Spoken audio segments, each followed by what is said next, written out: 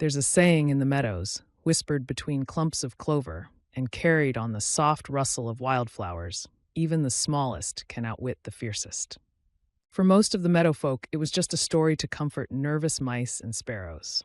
But for Whiskers, the smallest rabbit of Thistleborough Warren, it was an unshakable truth. Whiskers wasn't like the other hares and bunnies.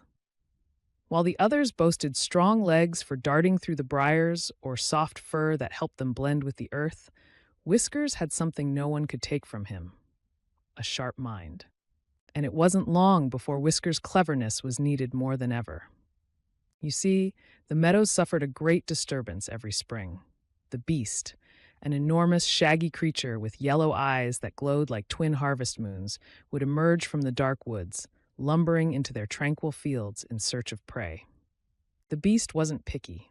It would scatter sheep, raid nests, and send the bravest foxes scurrying for cover.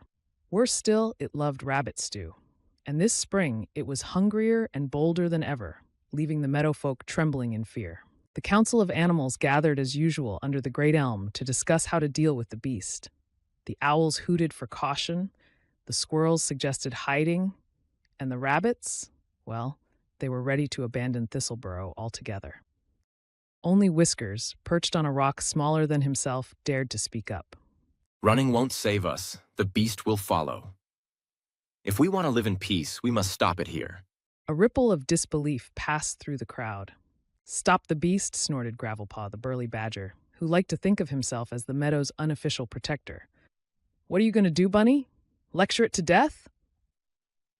Laughter erupted, but Whiskers didn't flinch. He simply twitched his long ears and let the chuckles die down before saying, "Not by force, Gravelpaw, by cleverness.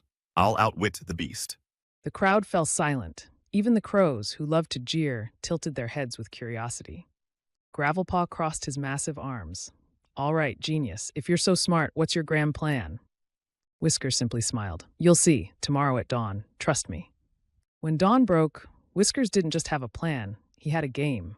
The bunny had spent the night preparing traps, setting bait, and weaving illusions so daring even the sly foxes raised their eyebrows in disbelief. When the beast stomped into the meadows at sunrise, licking its lips in anticipation of chaos, Whiskers hopped out to greet it. "Well, what have we here? Breakfast has come to me. Aren't you a brave little nibble?" "Oh, I wouldn't eat me if I were you. I'm far too clever. In fact, I'm something of a challenge." The beast blinked, taken aback. "That's right. Any creature can roar and chase, but only the smartest can beat me in a contest of wits. If you can outsmart me, I'll serve myself up to you on a silver thistle platter. But if you can't—" "If I can't what?" "You leave the meadows and never return. You're either very bold or very foolish, Bunny, but fine, I'll play your little game. What's the contest?" And thus began the greatest trial the meadows had ever seen. First came the riddles. Whiskers challenged the beast to solve cryptic questions about rivers that run but never walk, birds that speak but never sing, and things you can break without touching. The beast, frustrated but determined, growled and scratched its head as Whiskers calmly revealed the answers. Then came the tests of strategy. Whiskers set up pebbles and patterns, daring the beast to follow suit.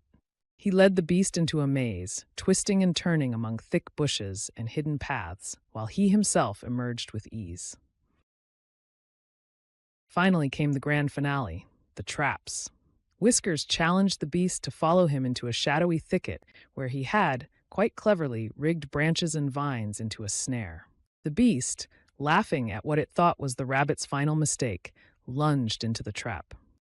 And with one last tug of a vine, Whiskers sent the mechanism snapping shut, leaving the beast hanging upside down, tangled and roaring. "Release me this instant." Whiskers calmly hopped up, brushing dirt from his fur. "A deal's a deal, beast. You've lost. Now off with you, and don't come back." The beast hesitated, growling low, but Whiskers simply gave the vines another tug, hoisting the great creature higher. Realizing it had been thoroughly bested, the beast let out a defeated sigh. "Fine. You win this time, Bunny. But if I ever return, it won't be for a game.